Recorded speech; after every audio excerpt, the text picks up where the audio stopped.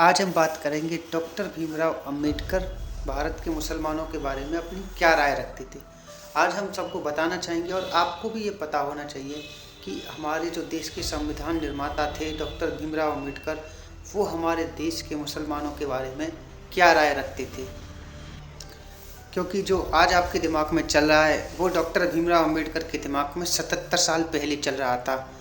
वर्ष 1945 में आज़ादी से 2 साल पहले उन्होंने एक पुस्तक लिखी थी जिसका नाम था पाकिस्तान और भारत का विभाजन। पुस्तक मैं आपको पढ़ के थोड़ा बहुत बताता हूँ और थोड़ा बहुत पुस्तक के बारे में आज आपको बताऊँगा। और इसमें कई बहुत महत्वपूर्ण बातें लिखी थी उन्होंने जो आज पूरे देश को पता होना चाहिए। जैसे इसके पेज नंबर 297 पर डॉक्टर अंबेडकर लिखते हैं कि भारत चाहे मुस्लिम शासक के अधीन ना हो, लेकिन भारत के मुसलमान भारत को दारुल हर्ब मानते हैं, ना कि दारुल इस्लाम। दारुल इस्लाम का मतलब होता है इस्लाम का घर और दारुल हर्ब का अर्थ होता है युद्ध का घर। यानी डॉक्टर अंबेडकर कहते थे कि भारत के मुसलमान भारत को इस्लाम का घर नहीं युद्ध का घर मानते हैं। इस्लामिक सिद्धांतों के अनुसार उनके लिए जिहाद की घोषणा करना पूरी तरह न्याय संगत है। और इसी पुस्तक में अंबेडकर लिखते हैं कि भारत के मुसलमान सिर्फ जिहाद की घोषणा ही नहीं कर सकते बल्कि उसकी सफलता के लिए विदेशी इस्लामिक ताकतों की मदद भी ले सकते हैं। और अगर विदेशी मुस्लिम ताकतें जिहाद की घोषणा करना चाहती हैं तो इसमें भारत के मुसलमान उनकी सहायता भी कर सकते हैं। भारत के मुसलमानों के लिए ये विचार डॉक्टर अंबेडकर थे, हमारे नहीं। इस पुस्तक में उन्होंने ये भी बताया था कि भारत के मुसलमान कभी भी अपने देश के लिए ईमानदार साबित नहीं होंगे। इस पुस्तक के पेज नंबर 337 पर वो लिखते हैं कि इस्लाम धर्म एक बंद खिड़की की तरह है जो मुसलमानों और गैर मुसलमानों के बीच भेद करता है। इस्लाम धर्म में जिस भाईचारे की बात कही जाती है वो भाईचारा मानवता का भाईचारा नहीं है, बल्कि उसका मतलब सिर्फ मुसलमानों का मुसलमानों से भाईचारा है। अंबेडकर ये भी लिखते हैं कि मुसलमानों के भाईचारे का फ़ायदा सिर्फ उनके अपने लोगों को ही मिलता है और जो गैर मुस्लिम हैं यानी हिंदू हैं उनके लिए इस्लाम में सिर्फ घृणा और शत्रुता ही बची है।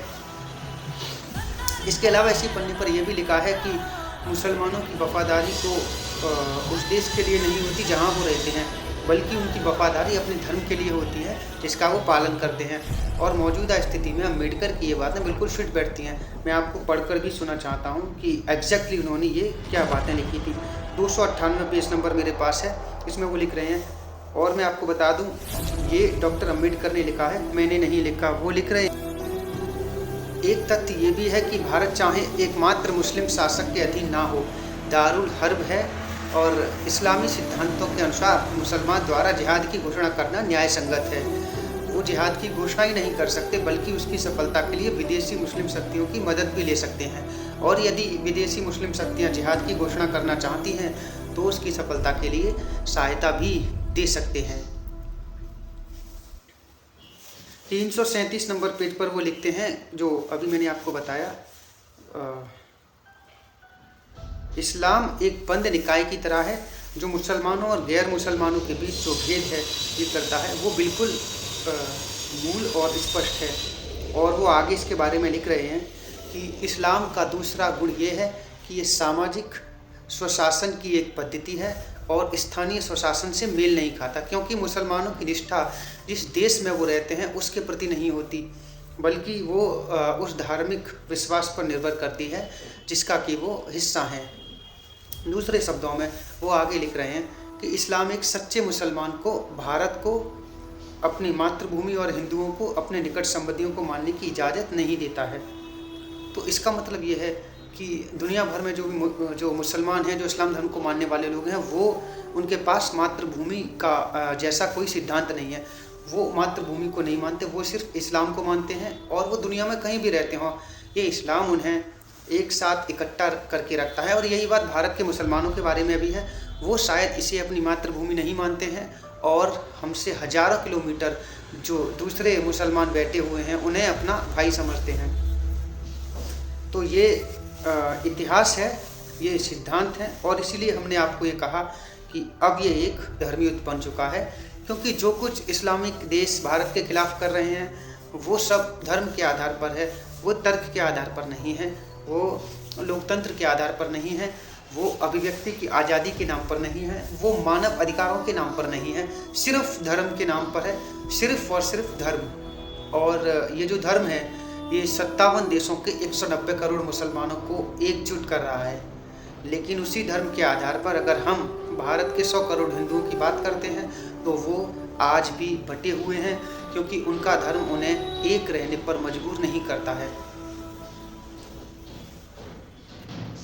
तो ये कहा था डॉक्टर भीमराव अंबेडकर ने, और आपको जानकर हैरानी होगी कि इस दुनिया से डॉक्टर अंबेडकर के चले जाने के 56 वर्षों के बाद आज भारत में उनके नाम पर 18 राजनीतिक पार्टियां हैं। इसके अलावा 30 से ज़्यादा दलित पार्टियां ऐसी हैं जो डॉक्टर अंबेडकर को ही अपना प्रेरणा स्रोत मानती हैं। 74 वर्षों से इन पार्टियों की नज़र उन 75% वोटों पर है जो इन्हें दलितों और पिछड़े वर्गों से हासिल होते हैं। लेकिन आपको जानकर हैरानी होगी कि जब खुद डॉक्टर अंबेडकर ने पहली बार चुनाव लड़ा था तो वो इस चुनाव में बुरी तरह से हार गए थे। तो सोचिए, आधुनिक भारत में जिस डॉक्टर अंबेडकर के नाम पर पार्टियां बनी, राजनीतिक दुकानें खुली, जिनका हर नारे में इस्तेमाल होता है, पार्टियां उनके नाम का इस्तेमाल करके वोट पाने के लिए इस्तेमाल करती हैं उनके नाम का, और खासकर पिछड़ा वर्ग का जो वोट है उसका वोट पाने के लिए, वही डॉक्टर अंबेडकर अपना चुनाव नहीं जीत पाए। डॉक्टर अंबेडकर भारत की पहली सरकार में कानून मंत्री थे, लेकिन जब 1951 और 52 में भारत में पहला लोकसभा चुनाव हुआ तब तक वो कांग्रेस से इस्तीफा दे चुके थे। उनका मोह भंग हो चुका था नेहरू से भी और कांग्रेस पार्टी से भी।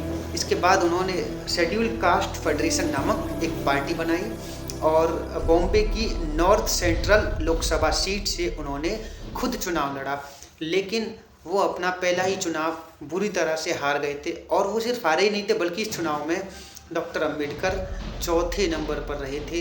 इस चुनाव में कांग्रेस के उम्मीदवार नारायण सदोवा काजोलकर को 15,000 वोटों से जीत मिली थी, जबकि कम्युनिस्ट पार्टी और हिंदू महासभा के उम्मीदवार को भी अंबेडकर से ज़्यादा वोट मिले थे। आप अंदाज़ा लगा सकते हैं कि जिस व्यक्ति ने भारत के संविधान की रचना की, जिसने ये व्यवस्था बनाई कि हमारा देश हमेशा लोकतंत्र और के आधार पर चलेगा, जिस लोकतंत्र की आत्मा हमारे देश का संविधान होगा, वो व्यक्ति खुद बड़े बड़े राजनेताओं को उनकी ही राजनीति में हरा नहीं पाया, असहाय हो गया। और इसका शायद सबसे बड़ा ये कारण ये था कि डॉक्टर अंबेडकर को राजनेताओं वाली चालबाजियाँ नहीं आती थी। वो सिर्फ अपने देश के लिए खड़े होना जानते थे और अपने समाज की मदद करना जानते थे। भारत के पहले लोकसभा चुनाव के शुरू होने से पहले ही 27 सितंबर 1951 को भीमराव अंबेडकर ने जवाहरलाल नेहरू की कैबिनेट से, यानी उनकी सरकार से, इस्तीफा दे दिया था। वो हिंदू कोड बिल और धारा 370 जैसे मुद्दों पर नेहरू की नीतियों से नाराज थे। सोचिए, उसी ज़माने में वो नेहरू से उन्होंने विरोध करना शुरू कर दिया था, लेकिन 10 अक्टूबर 1951 को उन्होंने अपना इस्तीफा संसद में पढ़ने का फैसला किया, क्योंकि वो ये नहीं चाहते थे, क्योंकि जब उनके इस्तीफे की खबर अखबारों में छपे तो उसके कारणों को अखबार अपने ढंग से परिभाषित करें, अपने ढंग से विश्लेषण करें, जो कि गलत होता। उनका कहना था कि अगर कोई मंत्री मेरा बिना अपना वक्तव्य दिए अपना पद छोड़ देता है तो उससे लोगों को लगता है कि ज़रूर मंत्री ने कुछ गलत किया होगा। आज मेरे पास उनका रेजिग्नेशन लेटर है, और बहुत लंबा चौड़ा रेजिग्नेशन लेटर है, कई पन्ने हैं इसमें, 10 से ज़्यादा पन्ने हैं शायद। और उन्होंने क्या लिखा अपने रेजिग्नेशन लेटर में, वो मैं आपको आज पढ़कर बताता हूँ। पहली बात तो ये कि उन्होंने लिखा कि मैंने बहुत सोचा कि मैं देश को अपना रेजिग्नेशन लेटर के बारे में बताऊं या ना बताऊं, वक्तव्य दूं या ना दूं, लेकिन मुझे लगा कि मुझे इसके बारे में बताना चाहिए, एक वक्तव्य देना चाहिए। तो फिर उन्होंने ये वक्तव्य दिया।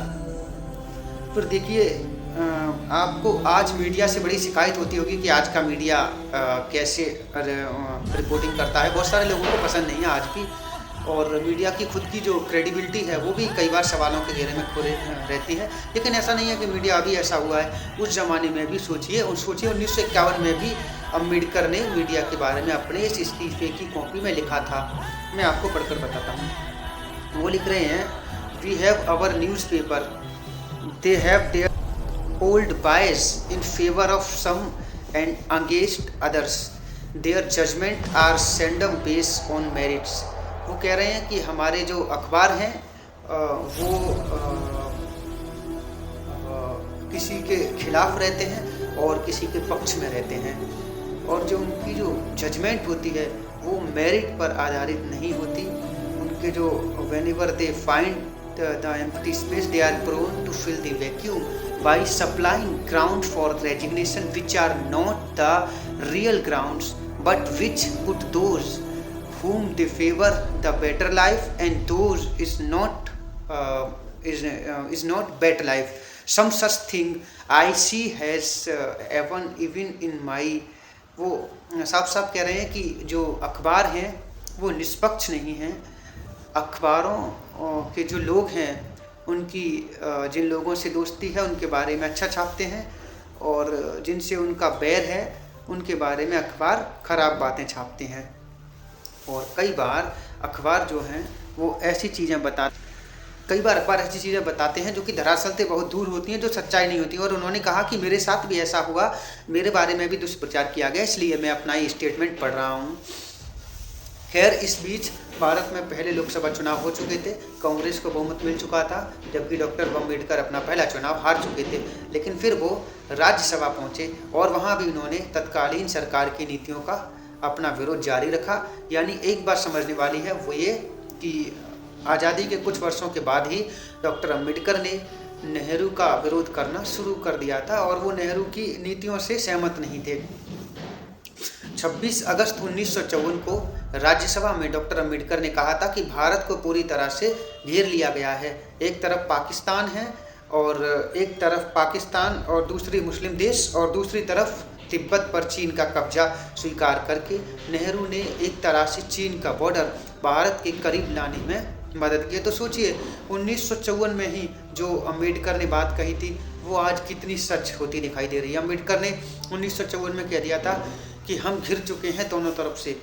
एक तरफ पाकिस्तान और उनके साथ जो इस्लामिक देश हैं उन्होंने हमें घेर लिया है एक फ्रंट पर, और दूसरे फ्रंट पर हमें चीन ने घेर लिया है।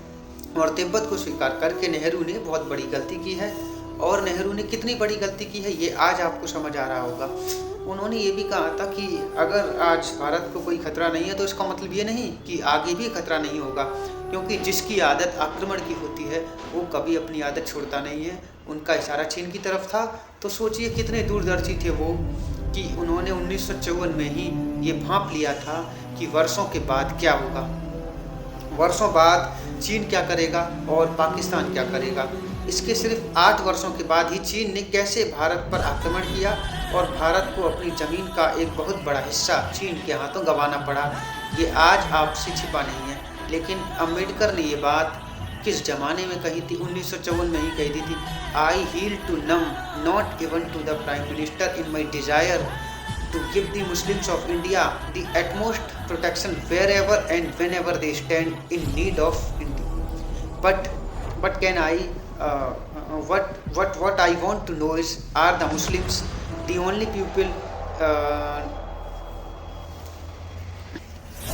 people who needs protection? Only scheduled castes, scheduled tribes and Indian Christians not in need of protection? What concern has you shown for these communities? So far as I know, none, and yet these are the communities which need far more care and attention than the Muslims. तो मुझे दोष मत दीजिएगा, ये मैं नहीं कह रहा हूँ, ये डॉक्टर अम्बेडकर खुद लिख कर गए हैं, जिसमें वो कहते हैं कि नेहरू का जो पूरा जोर है वो भारत में मुसलमानों को प्रोटेक्शन देने पर है। और वो आगे कहते हैं कि मुझे मुसलमानों को प्रोटेक्शन देने में कोई एतराज़ नहीं है। हम भी हमेशा यही कहते हैं कि मुसलमानों को प्रोटेक्शन मिलना चाहिए, वो ये कह रहे हैं। लेकिन वो ये कह रहे हैं कि मुसलमानों के साथ साथ बाकी के लोगों को भी वैसा ही प्रोटेक्शन मिलना चाहिए। और वो कहते हैं कि क्या शेड्यूल कास्ट और शेड्यूल ट्राइब्स जो हैं, या भारतीय जो क्रिश्चियंस जो हैं, ईसाई जो हैं, क्या उन्हें प्रोटेक्शन की ज़रूरत नहीं है?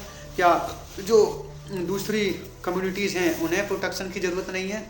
और so far as I know, none, and yet these are communities which need far more care and attention. तो वो कह रहे हैं कि मुसलमानों से ज़्यादा केयर और अटेंशन इन कम्युनिटीज़ को चाहिए जो कि नेहरू नहीं दे रहे हैं।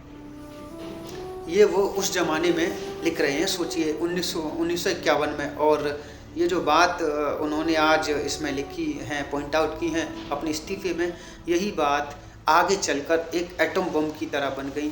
और आज हमारे जैसे जो लोग हैं वो हम हमेशा यही कहते हैं कि प्रोटेक्शन सबको मिलना चाहिए सरकार की तरफ से, जो समान रूप से सबको एक जैसा व्यवहार मिलना चाहिए, माइनॉरिटीज़ को भी एक जैसा व्यवहार मिलना चाहिए और मेजॉरिटीज़ पॉपुलेशन को भी एक जैसा व्यवहार मिलना चाहिए। सब धर्मों के लोगों के साथ समान व्यवहार होना चाहिए, ये अम्बेडकर जी कह रहे हैं इस इस्तीफे के अंदर। और वो ये नहीं कह रहे कि आप यहाँ पर बहुत सारे लोग आरोप लगाएंगे कि वो मुसलमानों के खिलाफ़ हैं, बिल्कुल ऐसा नहीं है, मुसलमानों के खिलाफ़ कोई नहीं है। और वो कह रहे हैं कि मुझे इसमें कोई मंशा नहीं है कि उनको भी प्रोटेक्शन की ज़रूरत है और मिलनी चाहिए, मुझे कोई समस्या नहीं है, लेकिन बाकियों को भी दीजिए। कुल मिलाकर पाकिस्तान के निर्माण और हिंदुओं और मुसलमानों को लेकर भी उनके विचार बहुत स्पष्ट थे और तुष्टीकरण की राजनीति से बड़े दूर थे, ये बात हमें समझनी है। वर्ष 1946 में डॉक्टर अम्बेडकर ने पाकिस्तान और द पार्टीशन ऑफ इंडिया नामक एक पुस्तक लिखी, जिसमें उन्होंने पाकिस्तान जा रहे हिंदुओं को एक संदेश दिया था। उन्होंने इस किताब में लिखा था कि जबरन मुस्लिम बनाए जाने से बचने के लिए वो जैसे भी संभव हो भारत आ जाएं। ये वो हिंदुओं से कह रहे हैं, उन हिंदुओं से जो पाकिस्तान में हैं। फिर कहते हैं कि मुसलमानों पर केवल इसलिए भरोसा ना करें कि उनकी सवर्ण हिंदुओं से नाराज़गी है, ये बहुत बड़ी भूल होगी। इसी किताब में उन्होंने ये लिखा कि मुस्लिम नेता धर्मनिरपेक्ष जीवन के महत्व को समझते नहीं है, क्योंकि उन्हें लगता है कि उनकी लड़ाई हिंदुओं से है और धर्मनिरपेक्ष रवैया अपनाने से उनका अपना समुदाय इस लड़ाई में कमज़ोर हो जाएगा। उन्होंने लिखा था कि, और मैं कोट करता हूँ उनको, दुख की बात यह है कि अमीरों के खिलाफ न्याय की लड़ाई में गरीब हिंदुओं का साथ नहीं देंगे। पूंजीवाद के खिलाफ लड़ाई में मुस्लिम मजदूर कभी हिंदू मजदूरों का साथ नहीं देंगे। भीमराव अंबेडकर हमेशा दलित और मुस्लिम राजनीति के गठजोड़ के खिलाफ थे। डॉक्टर अंबेडकर के भाषणों और लेखों के संकलन को अगर आप पढ़ेंगे तो, और आज हमने भी जब पढ़ा तो उनकी कई बहुत महत्वपूर्ण बातें मिली। उन्होंने कहा था कि मैं मुस्लिम भारत और गैर मुस्लिम भारत का विभाजन बेहतर समझता हूं, क्योंकि ये दोनों को सुरक्षा प्रदान करने का सबसे पक्का और सुरक्षित तरीका है। अवश्य ही अन्य विकल्पों में ये अधिक सुरक्षित है। तो वो ये कहते हैं कि पार्टीशन हो गया, अच्छा हो गया, यही सबसे अच्छा विकल्प था कि मुसलमान एक देश में रहें और हिंदू एक देश में रहें। डॉक्टर अंबेडकर का मानना था कि इस देश में मुसलमान हमेशा ही शासक वर्ग रहा है और अगर दलित और मुसलमानों का गठजोड़ हो गया तो दलितों का भला नहीं हो सकता, उनका शोषण ही होगा। लेकिन इसका मतलब ये नहीं है कि डॉक्टर अंबेडकर भारत को हिंदू राष्ट्र बनाने के पक्ष में थे। संविधान सभा में कांग्रेस पार्टी का बहुमत था और संविधान की प्रारूप समिति के अध्यक्ष भीमराव अंबेडकर ही थे। उन्होंने नए भारत की कल्पना एक ऐसे देश के रूप में की थी जिसमें सभी लोगों के लिए समान मौका हो। भारत में सभी लोगों को उनकी आस्था और धार्मिक मान्यताओं के मुताबिक पूरी स्वतंत्रता दी गई। फिर भी हमारे देश के संविधान की मूल प्रस्तावना में धर्मनिरपेक्ष जैसा कोई शब्द नहीं था। ये शब्द संविधान की मूल प्रस्तावना में बाद में जोड़ा गया। देश में इमरजेंसी के बाद 1976 में संविधान में 42वां संशोधन हुआ और संविधान की प्रस्तावना में 2 नए शब्द जोड़े गए, सेक्युलर यानी पंथ निरपेक्ष और सोशलिस्ट यानी समाजवाद। संविधान में तो सेक्युलर शब्द का अनुवाद पंथ निरपेक्ष किया गया, लेकिन इसके बाद में इसे न जाने कैसे और क्यों धर्मनिरपेक्ष कहा जाने लगा और फिर देश के तमाम पार्टियों ने इसी शब्द को हथियार बनाकर न सिर्फ अलग अलग वर्गों का तुष्टीकरण किया बल्कि धर्मनिरपेक्षता के नाम पर कई बार देश की अखंडता को भी खतरे में डाल दिया। कुल मिलाकर हिंदुओं और मुसलमानों को लेकर डॉक्टर अंबेडकर का नज़रिया स्पष्ट था। कम से कम आप ये कह सकते हैं कि उन्होंने नाटक नहीं किया, तुष्टीकरण का नाटक नहीं किया, साफ साफ बताया।